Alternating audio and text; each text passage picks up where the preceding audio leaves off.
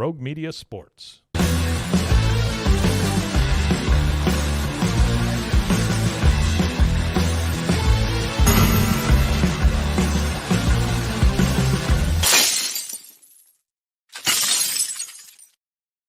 It is the Cam Show. It's Rogue Media Sports Network. It's Friday. From the Colt Brennan Memorial Studio, it's Cam Stewart, Scotty Swingler, keeping us on the air as he does every day. No Pete today. Pete's calling cross country.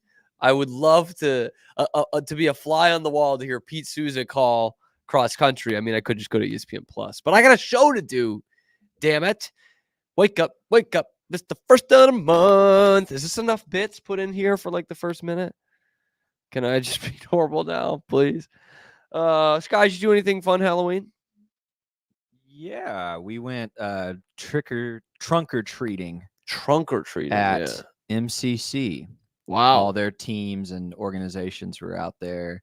Tons of people, man. That's nice. The best costume I saw was, so we have a 4-month-old and she was dressed up like a flower. Her name's Marigold.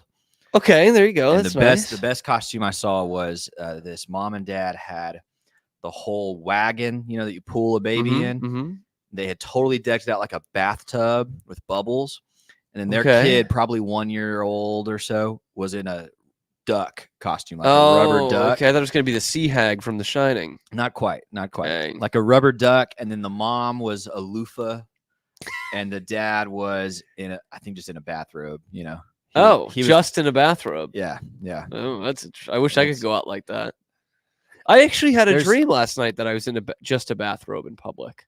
Really? Yeah. That's interesting. And I just remembered that. You going to share? Or is that? No, that's kind of it. I it. just remember. Okay. Yeah. And I was in like high school. I was at like a school assembly. I just had a bathrobe on. And I had thought it was some sort of theme day or something. And it wasn't. And I'm talking just a bathrobe. And so I had luckily in my backpack, I had shorts and a t-shirt, but it was cold out. But I had to do it anyway. But I don't know why I had that. Anyway, I've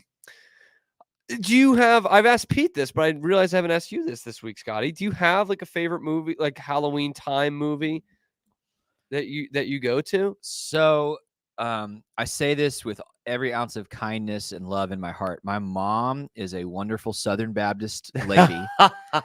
So no. And so we did dress up and we did go trick-or-treating. I wasn't that out of the loop, but we did not watch a lot of Halloween. We didn't do the Halloween movie thing or the thing. I really like Nightmare Before Christmas, though. It's kind of a classic. Let me ask you this then. Okay. Harry Potter, yay or nay? Nay for me, yay for my younger sister. Okay. Because that's how it goes when you're the oldest. Gotcha. So that was a time thing. Yeah. Of like, yeah. All right. Yeah. But no, not for me. SpongeBob. No. Okay. I didn't notice that till I got here to Texas. Like I said. And like I got it. And it was actually a girl I was dating. She was like, no, I wasn't allowed to watch SpongeBob. Yeah. I was like, what? Like I didn't watch it when I was a teenager, so I hadn't seen it. And so my mom was just like, what? My mom, to her credit, can explain away most of those and give me her rationale. I'm like, okay. And she's grown, but she has in that. I'm not saying she's like she's a child. But or anything. SpongeBob, I think one time, long freaking time ago, I asked her like, why didn't you ever let us watch? And she literally said, I just found it freaking annoying. I'm like, okay, like, okay, that works for me.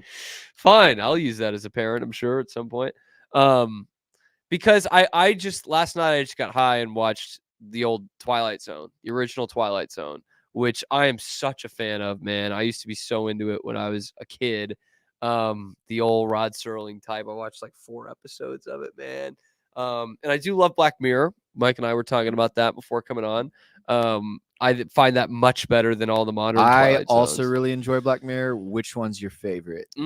So we were actually discussing this because forever it was Shut Up and Dance, which is the one where the guy's getting like texts saying, hey, I'm gonna like he's clearly watching porn at the beginning. I think that one's my favorite. And they're like, we're gonna release to all your contacts that you were doing this.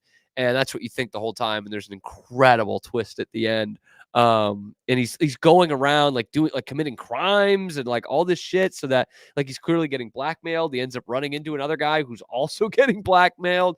And it's a wild ending. So that was always my favorite, and it probably still is. But this newest season, which was like a year and a half ago, has the one with the astronauts with Aaron Paul. I have not seen that one. Which, have you seen any of that new season? No. So that one is incredible, but there's also this one called Loch Henry, which might overtake Shut Up and Dance. Like, it's right there. I won't give anything away. I won't spoil it for you, but it's this guy who is a documentary filmmaker, kind of young, 20s, 30s. And he goes, so he's Scottish and I guess was living in London or something, goes back home to his hometown in the Highlands and is investigating something that like his dad, who was a cop, was investigating, like this murder. And there's like a huge twist, and it is wow. Like it is one of those Black Mirror episodes that you like, there's nothing to watch after that. You're just like, holy shit, I need an hour to just digest what I just saw, much like Shut Up and Dance and some of the great Black Mirror episodes. Shut Up and Dance is the one for me. And then I don't remember the episode title, but what's the one with Bryce Dallas Howard? I was talking about that one too. I don't remember the name of it. It's but like where a twist she's like living online. It's like social media basically to the nth degree of just how twisted and sick. And she basically gets canceled in a way. Yeah, like that's kind of so social media in that episode is like your currency. Like yes. You have to have certain scores on social media to like buy a coffee. Like it's and so everyone's pandering for all the likes so they can go live normal life. Yeah, that Bryce Dallas Howard episode was a good app, unbelievable. Man. It's a good app. There was that one season that I was like, but overall love that. But love the Twilight Zone, man. I watched the first one, where the guy is stuck in a town where he's the last man on Earth, and it turns out they're just like getting him ready for the moon, prepping him for being on the moon. 5 characters in search of the exit was another one I watched. My favorite is it Time Enough Now? Is that with the guy who loves reading the books? I'm not as familiar with Twilight Zone. Oh, that's great, man. That one and Eye of the Beholder, which that's not a hot take. Those are 2 of the best episodes ever. Watch the Hitchhiker one. That's a great show, man. I could go on and on and on. I love the Twilight Zone. Love Rod Serling, man. What a guy. What a guy. So that was my Halloween. But my go-to movie, thank you for asking, is The Shining. I think is one of the great movies of all time. I know Stephen King doesn't love it, but sometimes I don't love Stephen King. Some of his other adaptations stink. I have tried to find the miniseries, which is supposed to be much more loyal to the book, but I cannot find it. It's not available on streaming, or YouTube. So I don't know where to find the Shining miniseries for free. If someone knows, drop it in the comments, please. I would love to know. But that is for me number one. What I also tuned in for a gory, scary, frightening Halloween showing. My frightening Halloween screening of the night was watching the Boston Bruins play hockey. That was atrocious, man, just atrocious. And it's making me think that we are inching closer and closer to this team being the worst Bruins team I have watched in 15 plus, almost 20 years of watching this team. Like, we're getting perilously close to that. And we had Matt Barry on yesterday, and we kind of, joked about it at the end, but we're like, this could be bad tonight. Carolina's never a good matchup. They always get up to play the Bruins. They're playing much better hockey than the Bruins are right now. It's on the road, and it was worse than we could have ever imagined. Midway through the game, they were on pace to give up 12 goals last night. I'm actually stunned they didn't give up 10. They were that piss poor. They were that bad last night. They give up 8. They lose 8-2 to Carolina. It was an absolute shit show in the highest order. From puck drop, basically. They go down 1-0 pretty early in that game. They get a 5-on-3 goal, which is basically a pass from Marchand into the low slot that gets deflected off a skate and goes in. So you need to go off someone's skate to score 5-on-3. They don't ask how, they ask how many. And there was that thought of like, maybe that's the bounce the Bruins need. Maybe that's a break to go in their way, and they're going to win this road game after a poor showing, which we have seen from that. We saw a lot from that team last year, I should say. And certainly the year before, they didn't lose many games. But last year, I could just remember a couple of times where they just put out a poor effort at home and then had a big win on the road. I'll think back to February. They lost to Washington at home on a Saturday matinee, and that really stunk.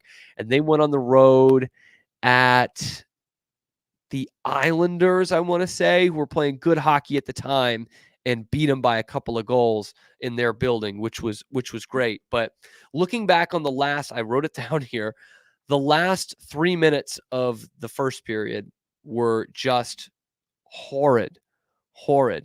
It's almost impossible what they accomplished in the last 3 minutes of this first period.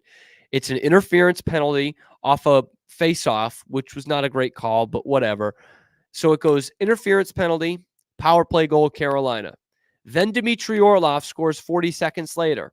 Then the Bruins commit another penalty, a high sticking, and then another power play goal for Carolina, and then a goalie interference penalty, all in the last 3 minutes. 3 goals in 56 seconds. 2 of them are on the power play, and no major penalties. When you think about that for more than a second, you realize just how tough that is to do. Just how freaking awful that is. Just how bad a hockey team you are to let that happen.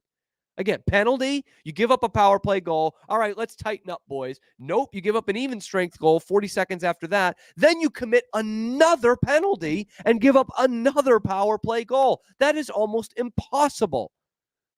And it's almost impossibly bad. And yet the worst of those goals was the one they gave up 5-on-5 to Dmitry Orlov. Scotty, we've got the clip here. I want to roll this clip and let's look at this together. This is atrocious hockey.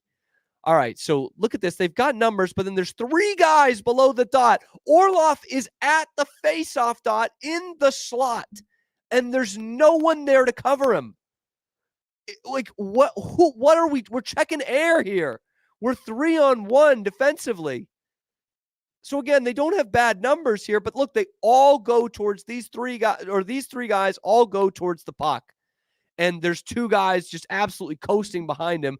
Orlov has no one around him. Look where he was there. No one around him. He's right in front of the goal. A defenseman. He's actually participating in the rush. The Bruins' back check is not. It's embarrassing what this team is putting out there right now. They're supposed to be this defensive team with no defensive structure. And I can't believe this is the worst part of all of this is I'm about to give some credit to Kevin Paul DuPont, the biggest douche ever to take a pen to paper covering the NHL. Kevin Paul DuPont is out there tweeting, says, you know, when I was growing up, if the Bruins put out a performance like this, there would be gloves and sticks and blood all over the ice. And the man's got a point. I know it's not the NHL of old, but can you show some fucking pride? Can you show some pride as professional hockey players? Oh, but they're so big. Charlie McAvoy's the smallest defenseman in the core. Who gives a shit if you're big if none of them hit? None of them. Lindholm, Carlo, Lowry, they're not hitters. McAvoy's not even a hitter. Zadorov's supposed to be a hitter. He's a penalty taker. He's got the most penalty minutes on the team. He gets a penalty every game. Nobody stands up for anybody. Nobody takes some pride. Carolina's scoring all these goals. They're embarrassing them, and they're the ones hitting the Bruins. They're the ones taking them to task. The Hurricanes are the one winning the physical advantage even way throughout this game. And what's funny is the building empties out with like 6 or 7 minutes left in a blowout Carolina victory. The building empties out because they're all Bruins fans. It was so embarrassing. I'm not kidding. I know it's going to sound hyperbolic, and I know I overreact sometimes, but that's one of the most embarrassing Bruins games I've ever watched as a fan. That was terrible. That was awful. And what sucks the most is it's coming off a couple of awful performances. Like, talk about not having any pride, man. They got shut out by arguably the worst defensive team in the league on Tuesday. They come back, they go on the road on Thursday. They seem light coming into this game, and they somehow get even worse. And things are going to get worse before it gets better with this Bruins team. We talked about it yesterday. Who's coming to save you? They don't have the guys. I texted Grace last night about how bad this Bruins game was, and she likes the Bruins, but obviously doesn't know it. Or I've said this before, not obvious, but she doesn't know a lot about, kind of the ins and outs of things. And she's like, what went wrong? Like, what's the issue? They seemed pretty good last year. And I said, they just don't have any talent. There's just not enough talent on this team. And they played above their talent last year. That's pretty apparent. And some of the guys that did show out for them had career years. Charlie Coyle, career year. Morgan Geekie, can't even see the ice this year. Career year last year. Danton Heinen, career year. All these guys, you got the last bit of hockey from Van Riemsdyk and Shattenkirk, and you just kind of piece it together. You don't have that. You don't have the talent. That's the worst part about all of this. I don't think it's guys that are, in slumps or not showing you enough in terms of effort. I think there's some effort out there. I don't think they're good enough, and I don't think there's any buy-in, any cohesiveness. That's what it looks like to me. They're a team with no confidence and no belief in whatever the system is, whatever their coach thinks it is, whatever their GM thinks it is. The players don't buy into it. And I don't know how much the captain buys into it. He's obviously been really struggling. There's just no conviction, no confidence in this team at all. They don't know what kind of team they are. Are they a super structured defensive team? Are they a beefy, intimidating team? They're certainly not a skilled offensive team. They're not any of those things. And when you look at the progression from the last few years, it is an abject failure from the top down. Do I want Jim Montgomery fired? Yeah, I think that's part of the problem. But, I mean, make no mistake about it, this starts with the general manager. I mean, this is the top on down. You look at the roster that Jim Montgomery's got to deal with, and you're like, all right, who can deal with this?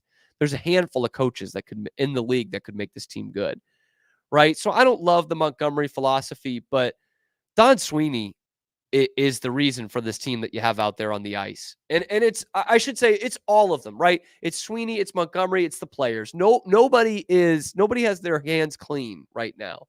But Don Sweeney is the one who put this team together. Don Sweeney is the one who lets Jake DeBrusk walk and not replace him. I know the DeBrusk numbers aren't great this year, but you know what you get from DeBrusk. The numbers are going to be good. He is going to get 45, 50 points. I don't know if I could say that about these other wingers on this team. Max Jones, Trent Frederick. Trent Frederick is a waste, an absolute waste of space out there, just getting cardio. 14 minutes a game, largely playing on the second and third line, a team high -9. And what does he do for you? He's not going to score 20 goals like he did last year. He's not mucking it up. He's not a tough player to play against, as evidenced by the stats. He's not a tough player to play against. He's literally on the ice for more goals against than anybody on the team. Because I saw this line last week. It was Max Jones, Charlie Coyle, Trent Frederick. And on social media, I was like, oh, boy. And I had these Bruins homers coming up like saying, what? That line's tough to play against. Really? Because that line has your top two in plus minus, worst plus minuses on the team. Two of the guys on that line are the worst minus players on the team. And the reason why Max Jones isn't higher up that list because he's not getting as much ice time as those guys. But Trent Frederick and Charlie Coyle are both -9s. They give you nothing. Absolutely nothing. And in save percentage, the Bruins are in the 20s. They're 22nd in the league in save percentage. So the goalies haven't been great either. But I got guys like RA, who I really love. RA, by the way. I hope he comes back to Chiclet soon, talking about how they need to yank Swayman from the game. And I'm like, Swayman is not the problem here. Has he been great? No. But the problem is how shit this team is. The problem is it took them 34 minutes last night to get their second 5-on-5 shot. There isn't a team in the league that's as bad as that on 5-on-5 as the Boston Bruins. That is atrocious. That looks like a high school team playing against the NHL. 34 minutes to get your second 5-on-5 shot. Yeah, one shot on 5-on-5 in the first half of the game. That's awful. And there was a point in that second period where the Hurricanes had it in the zone for about a minute and a half. And I kept looking up to the score bug. I'm like, they're not on a power play. This is 5-on-5.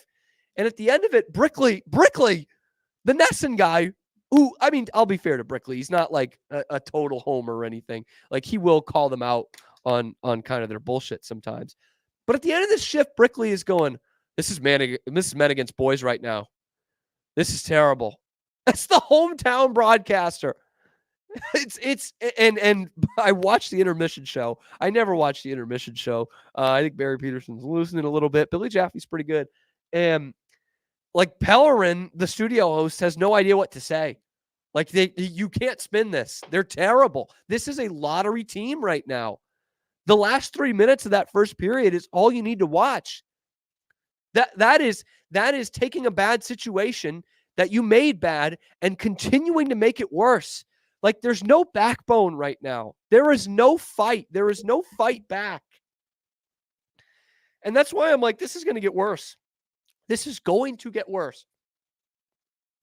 I don't know what you look at and say, oh yeah, this will happen, so it'll get better. But you look at the last 2 seasons and the guys they have let go, and it's DeBrusque, Foligno, Bertuzzi, Orloff, Taylor Hall, Lena Solmark, and whatever. You have to navigate. You have to navigate the salary cap. Some of those were trade deadline deals. I get it, but you didn't replace any of them. Any of them. Your replacements for those guys on the ice right now are Max Jones, Morgan Geekie, Trent Frederick in a bigger role, Jonas Korpisalo. That's shit. That is dog shit. And that's what this team is right now. They are dog shit. And the numbers prove it. I mean, just a horrendous game last night. And I'm looking at the stats. Carolina actually had 8 more giveaways than the Bruins did. And what's so damning about that is if you watch that game, you'll know exactly why. Because the Bruins never had the puck. Never. Honestly, it's like watching like the top team in the Premier League facing a relegation team, and in soccer, and the relegation team just never gets the ball. That's what it was like watching a 5-on-5 NHL hockey game last night. Like it was, Bruins finally won some faceoffs, by the way. It was the only thing they did good all night, but it's just awful. It's just awful. And again, your 2 free agent guys are not giving you anything. Elias Lindholm gets called for a goaltender interference, which knocks off a goal, which is a horrible, horrible, horrible call. And Jim Montgomery's just sitting there, watches it on the iPad, just puts his hands in his pockets, probably playing with himself. I know you can't challenge that, but can you lose your mind, dude? Can you just fucking go ballistic once, get thrown out of a game? Because that was horrible. Your team's giving a horrible dog shit performance, and you get this dreadful call against you, which wipes off a goal. Can you lose your mind for me, please? You know, I mean, Scotty, we say it in baseball all the time. Like, a manager sometimes needs to get thrown out of a game, prove a point. And we usually love them for it. Yes. Most managers getting thrown out serve a purpose bigger than that one call. And I'm like, can I get, and basketball, you see it too sometimes. Can I get that from the Bruins coach right now? A guy coaching for his job, a team entering complete free fall, and you get this awful call against you, which knocks off a goal. Can you just go ballistic? And a penny for the thoughts, or to be a fly on the wall in that locker room in the first intermission. I would have killed to be in that locker room first intermission. Because he's got to be telling you guys, like, I'm not pulling Swayman right now. I'm not doing that to light a fire under your ass. You guys need to do this yourselves. Because this is horrible. We come in after a couple of bad efforts in a row, or 3 out of 4 bad efforts. We're coming in a bad way after a shit loss at home to a bad Philadelphia team on Tuesday night. Let's go. Let's be some road warriors. Let's show some balls and come out here and play well against a good team. And they didn't even hang with them for 20 minutes. They completely collapsed. This team has no nuts and no skill. It's bad all the way around. The players are bad. The coach is bad. The general manager is bad. The farm system is bad. And yet there's going to be this intense loyalty from the Jacobs family for Neely and Sweeney and Montgomery and Marchand and all these guys. We talked yesterday, what is it going to take? Probably firing the coach, probably firing the GM, which I'm more on board with than anything, and trading a star player, a core player. None of that's going to happen, Bruins fans, okay? None of that is going to happen this year. And Ian McLaren of Locked On Bruins, Locked On Podcast Network, had a great point. He said, if they fire Jim Montgomery, that's the third coach Sweeney has fired. How many GMs get to fire 3 coaches? Not a lot. Which means it should probably go up even higher. Fire Don Sweeney yesterday for this roster that he's putting out there. There were signs of it last year, by the way. In that both playoff series, you could have said, this looks like an AHL roster. And that's exactly what it looked like. And it's what it's looked like all year. Pavel Zacha. I thought about Pavel Zacha this morning. Has he played for the Bruins this year? Has anyone had a sighting of 18 in black and gold this year? Because it's bad enough you don't notice Elias Lindholm, who you're giving 8 sheets a year. But Pavel Zacha, who you thought you got at the bargain deal, trading Eric Haula for Pavel Zacha. What a coup that was. Oh, and then Patrice Bergeron's gone, and the guy's a fucking jag. He completely sucks. He has their only shorthanded goal this year. That was in the first period of game 1. Who the hell is Pavel Zacha? Who are any of these guys, man? You broke up the only good line you had, and now we just get more of our lives filled with Pavel Zacha and Justin Brazeau and Max Jones and Charlie Coyle and Trent Frederick, who give you nothing. They are completely useless. You go down your forwards group, and about 10 out of 12 of them are completely useless. This is going to get worse before it gets better. They're back in Philly. They're playing the Flyers. They were supposed to have practice today. They have canceled that. They have been given the day off. This team is going to try anything to get the headspace right, but right now it is wrong. Wrong. This was a long segment, Scotty. I'm sorry about that. Let's talk Patriots. They have a winnable game on Sunday. Will they have the quarterback? We'll see. That's coming up next.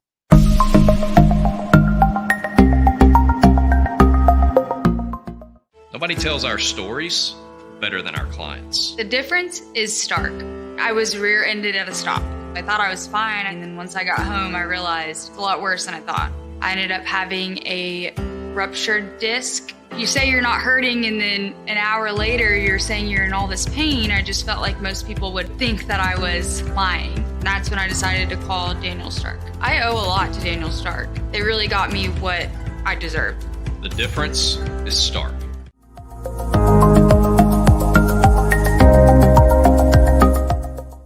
We definitely love our relationship and love Extraco. It's been an amazing experience. They made the PPP process easier. They were reaching out to me saying, what can I do to help you? That made a huge difference because my stress level, when we shut down, to afterwards was night and day. Our experience with Extraco has been phenomenal since the very beginning, so we love Extraco.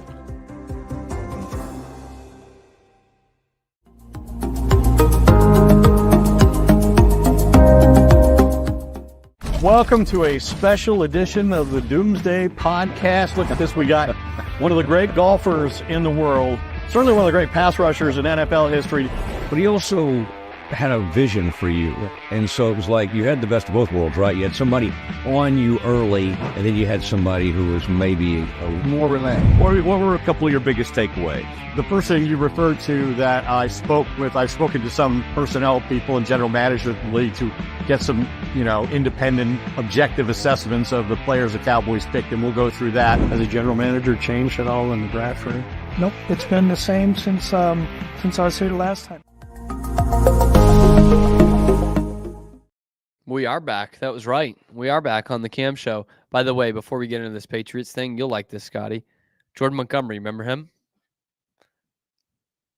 No.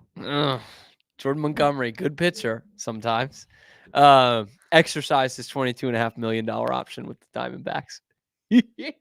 Good for him, man. This is the guy. The owner last month was like, "This guy sucked. We made a huge mistake. He had a player option. He took it. Wouldn't you? Yeah, Yeah. yeah, yeah. It's gonna take you guys getting me out of here. I'm taking 22.5, man. You want to trade me? Go figure it out. Like, yeah. Good for him, man. Good for him. He wants to play for the Red Sox, or wanted to going into this year. But let's get back to the task at hand. Patriots play the Titans this weekend, Mike Hamilton's Titans, and have a real chance to win because they're facing the Titans, even though it's in Nashville. But the question this week has, of course, been whether they're going to have their quarterback or not. Drake May takes that hit against the Jets last week, concussion protocol, limited in practice, but there's looking like more and more momentum that he is going to play. We didn't really talk about this because we had a loaded week, but I do want to take a look at the hit that got Drake May injured. We have that clip here. So he's going into his slide, and it's going to look worse than it maybe is. So it goes down. It looks okay from that angle. You're going to get another angle here in a second that makes it look bad. But like Scotty, I never know with a quarterback going into his slide. It's very tough for these defenders who are already angling for a tackle. You'll get a little bit of a look here. It gets a little partially blocked. He's not leading with his helmet. It does end up being helmet to helmet, as you're going to see here, and this looks terrible, right? But it's bang, bang. I actually don't think it's as bad as it looks on that final angle. I don't think the guy got fined. It was no penalty. It's just kind of an unfortunate thing. And Drake May is sliding, so it's not. Should he have slid earlier when he took that first hit? Maybe, but it's not like the kid doesn't slide ever. So that is where we're hung up here as to whether he is going to play this week, because I know they pulled out the win against the Jets, who won last night, by the way. How about those Jets, man, bouncing back against Houston? I know you got by against the Jets with Jacoby Brissett, but that's not your long-term solution. Like, you don't need to crunch the numbers. You just watch the game, man. It is a completely different offense when Drake May is out there versus Jacoby Brissett. Much different in a good way. The difference is stark. Thank you. That's what we call a plug, Scotty. But Drake May is obviously the guy for this offense. And having Jacoby Brissett out there, it's like going back to the Stone Age. Mayo had some comment about, what the differences are. He's like, there's no difference schematically, but Drake May is like 2004 Michael Vick, and Jacoby Brissett is like that great pocket passer. And I'm like, well, I don't know if either of those things are true necessarily. Drake May is a great athlete, and he can get out there in space and run, and that's obviously the biggest difference. But Jacoby Brissett, great pocket passer. Unless your name is Lamar Jackson, I don't know that I would be making any comparisons to Michael Vick ever. Probably not. By the way, there's this new Netflix thing that's supposed to take place in high school in 2003.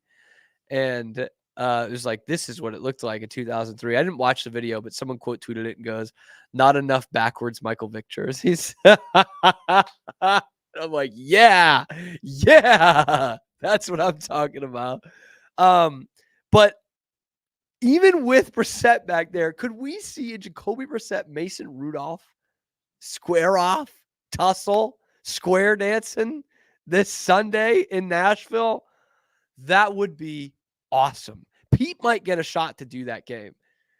Not a slight at Pete, but they're going to go way down the totem pole here. Pete should inquire about that as to what Pete's better, by the way, than some of the CBS people that get thrown out there. This is I thought this Miami game a few weeks ago with Snoop Huntley versus Jacoby Brissett would be the worst football that we watched. It was pretty bad. This could be worse, because at least with Miami they have some good skill position players, right? They've got they still got Waddle and Hill and some guys who can make plays on defense too. Emmanuel Ogbah is still making plays. That's a Big 12 blast from the past. Nashville. Tennessee does not have any of that. The Titans do not have any of that, and neither do the Patriots. This is probably the two least skilled teams in all of football, I think.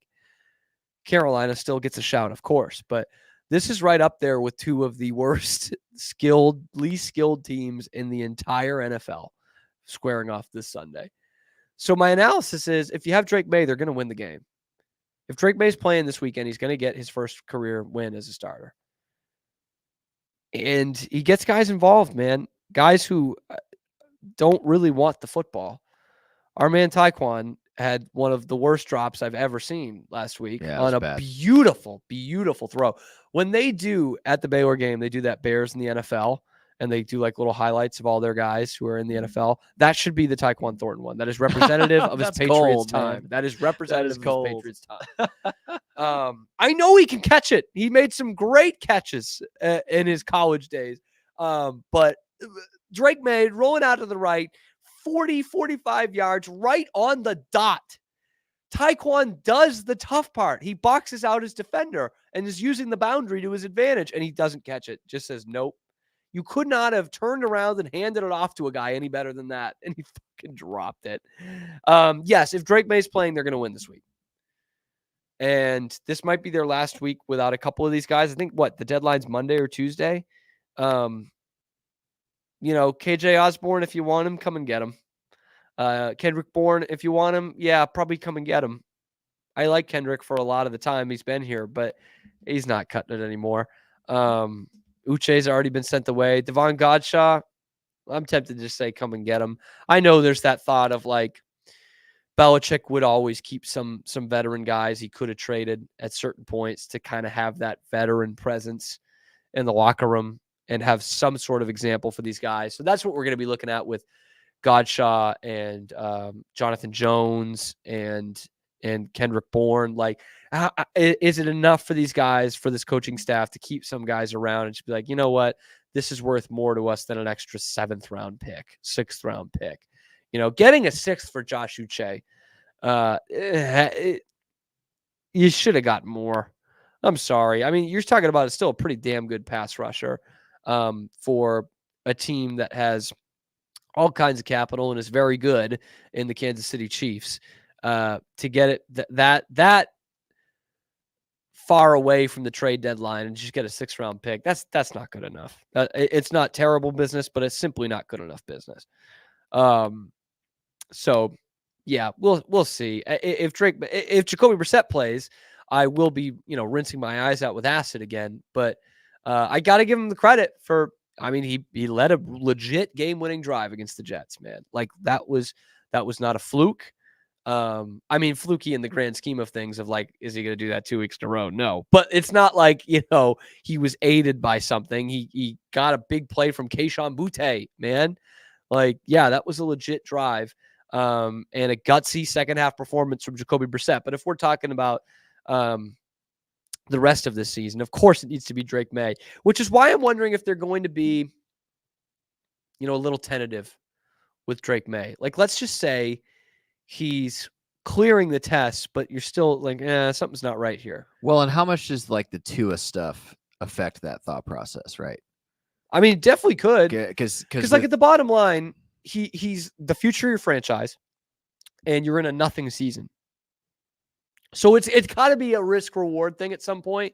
You want to play him as much as possible, but we also know how dangerous it can be to then get a hit in the head, right after a concussion. I'm just thinking, but that's why we have these tests. I know. I'm just thinking in division, you've had Tua again with this concussion where it was just horrid to see on the field. And then you had a few weeks ago that Josh Allen play where he dinged his head and went back in the game and looked lost, and there were some questions.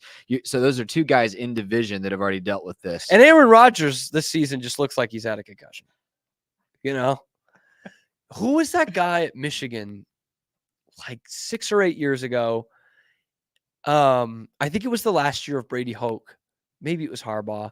And he got lit up and got pretty dazed and confused and was having like a lot of trouble getting to the sideline, and he was out he was in there the next series.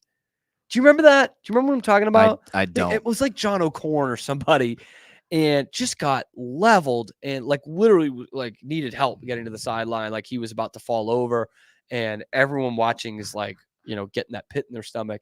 And then he's back out there. That's the scariest thing. Please don't do that. Yeah. Like you know, it's like kind of the if there's smoke, there's fire thing. Mhm. He might have done okay on the tests, but we all just saw that.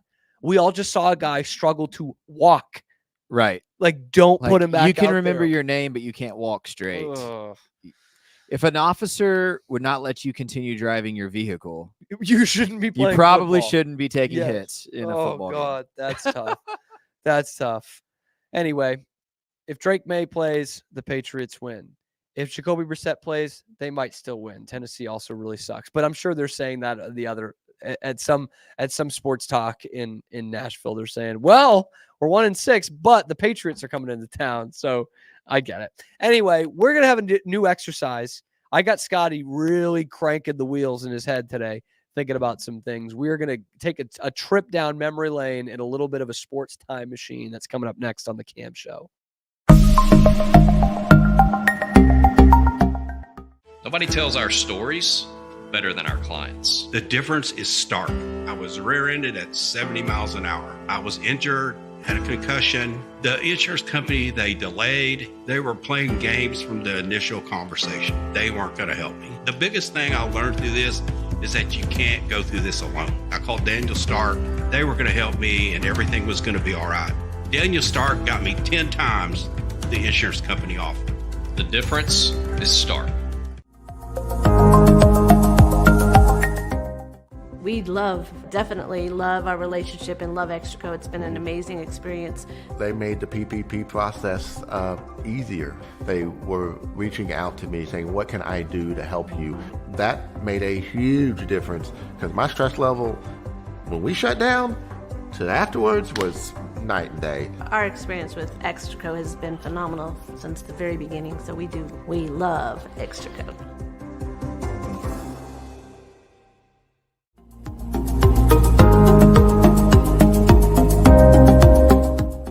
It is Matt Mosley, and it's the Obstructed View podcast, Rogue Media Network. I think they're learning that there's really no wonderful view of me. I feel like they think this feed's going to be really wonderful. There must have been no BS, like 20 scouts, 15 to 20 NBA scouts there to see him, and he was top 5. When your old number wasn't working, I went through various channels to track you down. So unfortunately, you can never get away from me. But I'm happy. I'm happy to have you today. No, thanks for having me. And you know we always family, no matter where I'm at.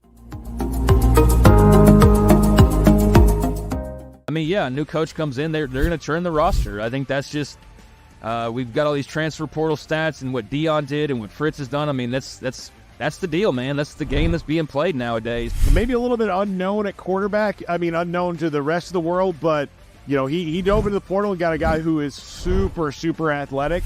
South Dakota State's really good.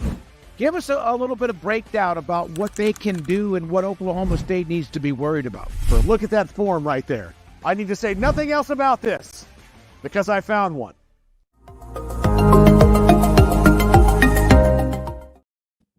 One more update on this Bruins practice situation. Ty Anderson, who's like one of the best covering this team. Yesterday was an optional morning skate. Then they lose 8-2. So scrapping practice is a bit odd in the sense that 1 p.m. and 5 p.m. games mean no morning skates. So they're not getting on the ice aside from the games. I honestly don't think they should practice. I think it's been great. I think it's nothing to work on. Nothing to work on. That does scream like if you were played for like a bad team, whether it be like high school or little league or something, and like, I mean, mainly high school, I guess, in this sense. And it's like you're at the end of a bad season, you do something kind of positive, and they're like, "Yeah, you get a day off," and there's like 2 games left in the schedule. Yeah, that's happened to me before. That's like a pity. Like coach probably doesn't really want to be there either, and we don't blame him. Yeah, right. Yeah, because we don't want to be. Yeah. Speaking of where we want to be, how about that? How about that transition? I thought of this question. Well, I'm sure other people have asked this question. Scott, you can bring yourself in here. We're gonna go to you a lot on this. Okay. Because I made you think about this. That's true. I was gonna use this for a summer segment. We never got to it, but I heard this question asked on a pod months ago, and it was fascinating to me because I am a huge sports historian, like sports history nut. And so some of my favorite players ever are people I never saw play. So the question was, if you could hop in a time machine and go back and experience, not like one game, but like experience an athlete's prime, who would it be? Because like I will never, it will never be lost on me how blessed I was to get all of Brady's career for my favorite team. You know what I mean? Like that's a very special thing. I can tell you anything about Tom Brady's career, and like there's not many of the many people who can say something like that. You know, oh, I grew up in Chicago in the 90s. I saw all of Jordan. Or yeah, I was a kid in the plains of Western Canada in the 80s, but you know, there's nothing culturally relevant except for the fact that we were watching Wayne Gretzky every night. So, you know, there's only a select few people when you break it down, and sports fans who can say that. So we're gonna take that out of it. We're gonna go in the time machine. We're gonna give you anyone you want. Scotty, I want to know who's yours and why. Yeah, this was a good question, and I thank you. You know, part of me was inclined to think of the all-time greats across all of it. So like. A couple guys like Muhammad Ali crossed my mind, right? Like who wouldn't give to go back and watch him fight? Carl Lewis crossed my mind, right? Yeah. Possibly America. Notably not picking Michael Johnson, Baylor grad. But greatest, you know, one of the greatest athletes ever. But I was trying to think of someone who would play for one of my teams. So that's kind of the way I was thinking. Professionally, I'm a big Cowboys fan. So Roger Staubach comes to mind, right? The captain, the general. But the admiral, excuse me.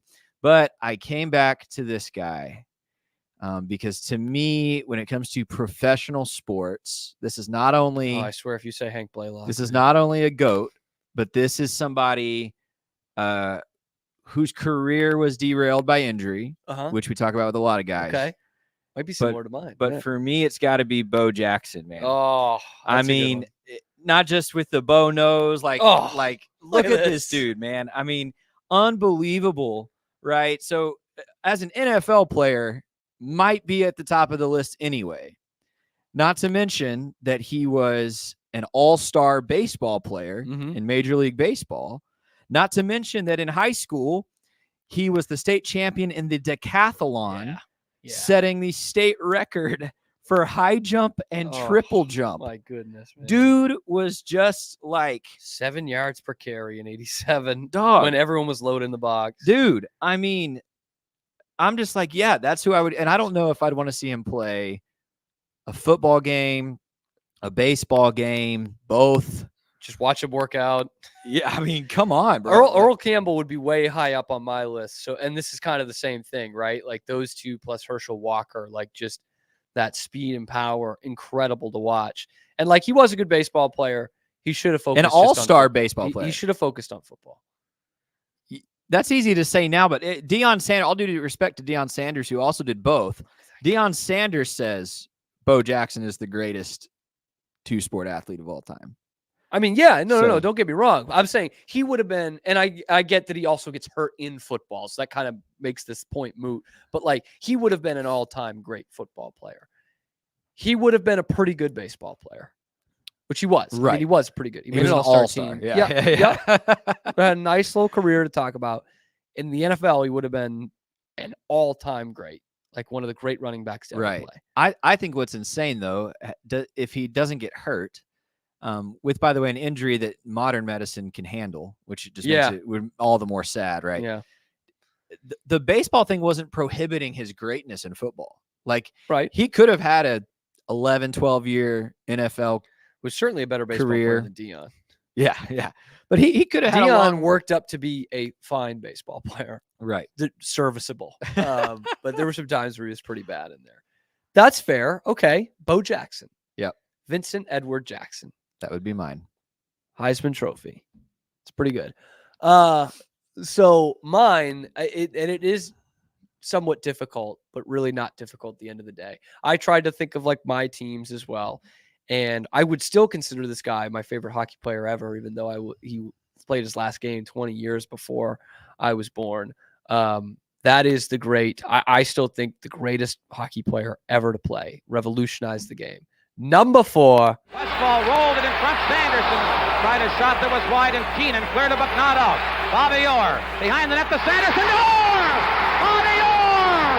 Scores! And the Boston Bruins have won the Stanley Cup! Great person, first of all. He was always humble. He was always quiet. I mean, he persevered. The game and winning the game was the most important thing. He was 5'7", 140 pounds. He was like a lightning in a bottle, and he was just a bantam. He set all sorts of records then. Everybody knew he was going to be fantastic. But you look at him as he grew. I played against him 3 years in junior. Never quit. Wow. And he just had a kind of an overshift. He had an overdrive that no one else had. No one could see it. I used to watch the films of him, and I used to watch, replays, not films like today you do today. But I'd watch, and then he'd be by you. And I'd say, were we that slow? But Bobby was something to behold when you watched him live. That was his greatness. We don't have to say how good he was as a player. We all know it's very important to him. He's a great team player. I think that's the best thing you can say about anyone, that he was a great team player and a great teammate. Bobby Orr, there's nothing close. In fact, Bobby Clark has this great, Bobby Clark, captain of the Flyers, Broad Street Bullies, big-time rivals in the 70s, a great player in his own right, 2-time MVP, Bobby Clark. And he had the greatest quote I thought about Bobby Orr. He said, we watch him and we would say, this dude's got to be in one league higher than this. The NHL was not good enough for him in a lot of ways. And it's ultimately, weirdly, sadly, what leads to his downfall, because they couldn't stop him. And so they had to play really physical with him. Penalties were a lot looser back then. And he played at a high rate of speed. And so he's always said this, the way I played, you're going to take a lot of hits, and just debilitating knee injuries year after year. At one point, the last few years of his career, there was no cartilage. It was just bone on bone. And like the things he had to go to just to get on the ice, it was incredible. One tough SOB, Bobby Orr, man, the best of the best ever.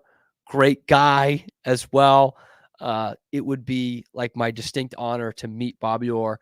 And I should have sent you this clip. There's something every day, Scotty, where I'm like, I should have sent you this, because in my favorite Boston movie ever, The Friends of Eddie Coyle, at the end of it, they go to a Bruins game, and it's this like kind of mobster, gritty bank robbery, crime drama movie. And yet they take like 2 minutes to just appreciate Bobby Orr. Like it's Robert Mitchum's character saying, what it would be to be a kid like this. What is he? 24 years old, best hockey player in the world, number 4, Bobby Orr. I mean, just peerless, absolutely peerless. Gretzky, I get it. The numbers are fantastic, and I'm just calling him the second best, right? Unbelievable player, and with numbers that probably will not be equaled in a lot of ways, or in a lot of his numbers, I should say. But when he retired, he was the all-time leading scorer, and the second leading scorer all-time was not only a guy that played in his era, but was a guy who played on his team. Bobby Orr, peerless. I mean, no one has dominated the league the way he did. Nobody. He was so much better than everyone else. So yes, Bobby Orr, old Boston Garden, winning the Stanley Cups with those great teams with Esposito and Cashman and Hodge and Busick and Cheesy and Turk. And oh yeah, I'd take that in a second. Bobby Orr. It was difficult. There was some good also rans, but Bobby Orr's that guy. Who were the other guys you were thinking of? Out of curiosity now.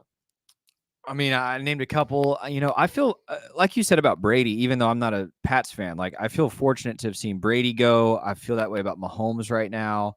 I'm LeBron? I have a story about that, actually. So, okay. I still have LeBron number 2 overall. So LeBron, all time. LeBron, he's number 1 for me.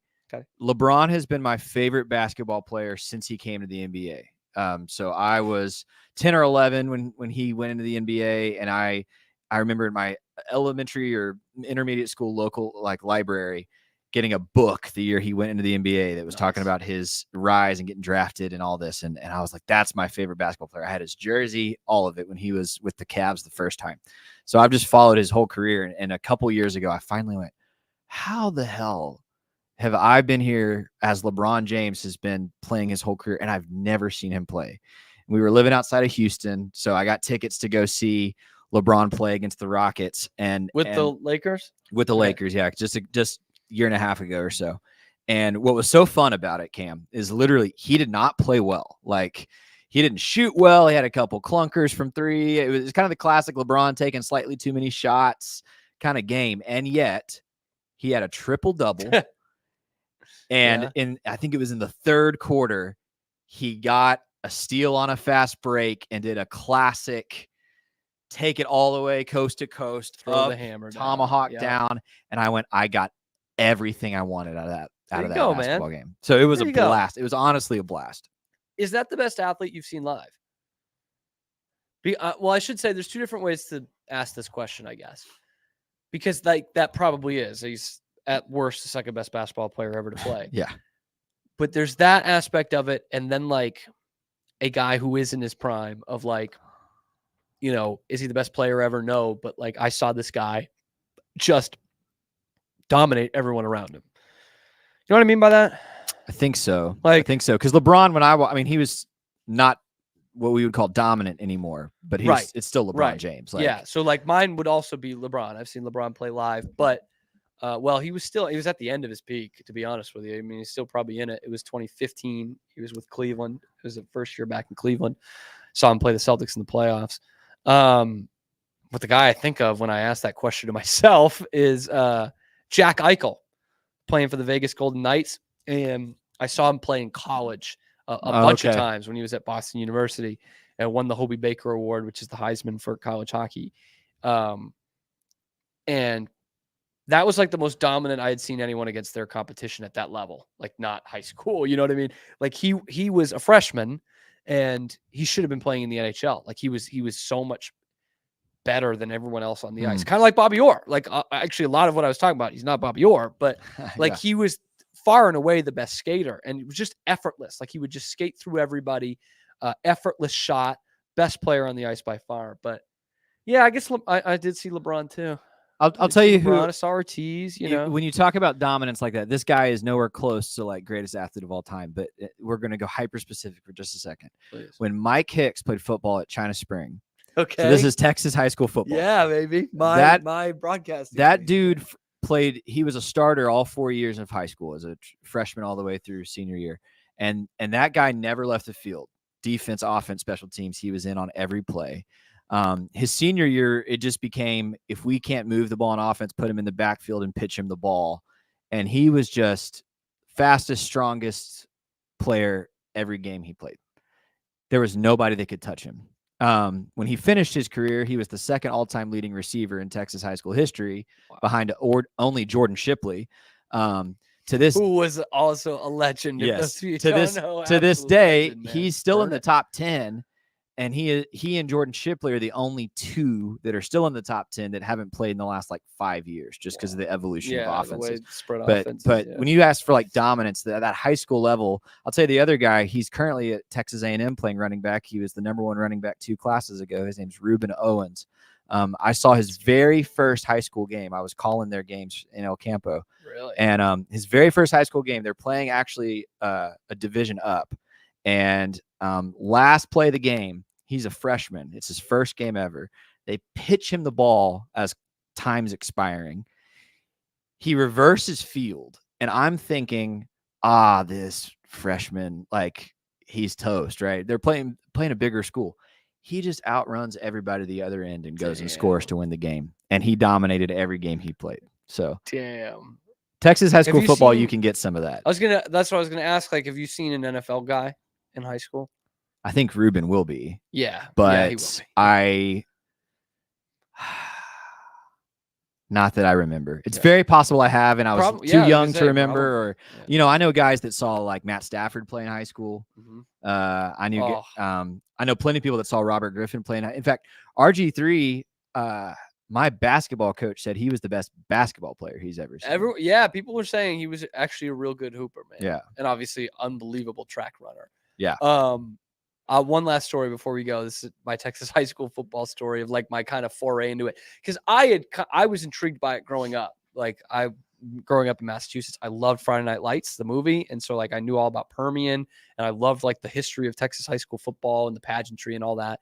But of course I didn't know like a ton about it coming down here, I guess more than most people that grew up in Massachusetts. But like my first day on campus at Baylor, I'm talking with the guy who lives the room next door, who I still talk to, still friends with. I had asked him, like, oh, where you, because he was a Houston kid. And I was like, did you have like big time, were you a big time high school football school? And he goes, not really. I mean, we just haven't really been the same since Andrew Luck left. Yeah. I was like, fuck Stratford. you, man. Yeah. Yeah. I was like, fuck you. Yeah. Like, that sucks, man. Guy who's, first pick in the NFL draft was your quarterback. No big deal. in high No big school. deal. Like, yeah, I would say you did something going on there. So Craig James alma mater too. By the way. Similar vibes. A couple months ago, I was living outside of Houston in the Sugar Land area, and I knew some students at a high school there that I asked them how their football season was going. Yeah, we haven't been good since CeeDee Lamb graduated. I mean, same kind of thing, right? It's just okay. Meanwhile, I'm like, yeah, we've been the same since Joe Reardon left. Yeah. Anyway, that's Scotty Swingler getting us going in the sports time machine. I'm Cam Stewart. We'll be back here on Monday breaking down the Patriots high noon Eastern. We will see you 11 a.m. Central Time. You can find us here on YouTube live every day of the week, weekday. And then wherever you get your podcast. So we'll see you on Monday on The Cam Show.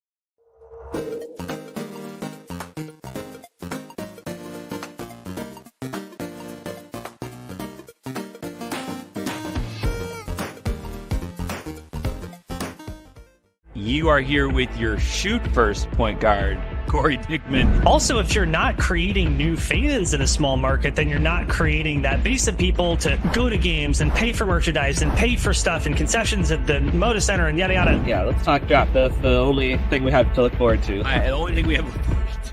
That's what I will teach my son. You will teach your daughter as Blazers fans. It's like, look, the two most exciting times of the year for us are the draft lottery and the draft itself. Like, here we are. This is our thing. Give me some memories and thoughts. I know you had mentioned kind of the first time you had met Bill. What were some of those first memories that came back when you heard the news?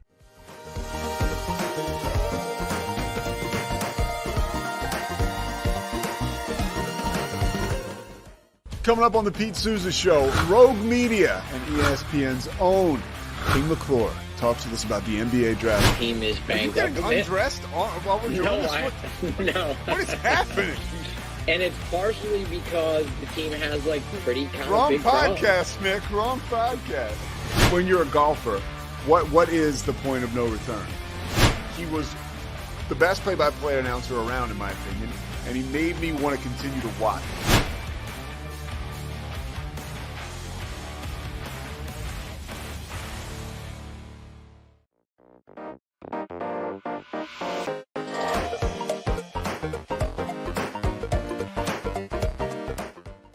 We definitely love our relationship and love Extraco. It's been an amazing experience. They made the PPP process easier. They were reaching out to me saying, what can I do to help you? That made a huge difference because my stress level, when we shut down, to afterwards was night and day. Our experience with Extraco has been phenomenal since the very beginning, so we love Extraco.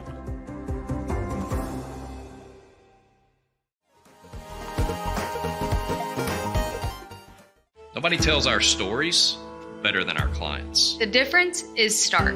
I was rear-ended at a stop. I thought I was fine, and then once I got home, I realized it's a lot worse than I thought. I ended up having a ruptured disc. You say you're not hurting, and then an hour later, you're saying you're in all this pain. I just felt like most people would think that I was lying. And that's when I decided to call Daniel Stark. I owe a lot to Daniel Stark. They really got me what I deserved. The difference is stark.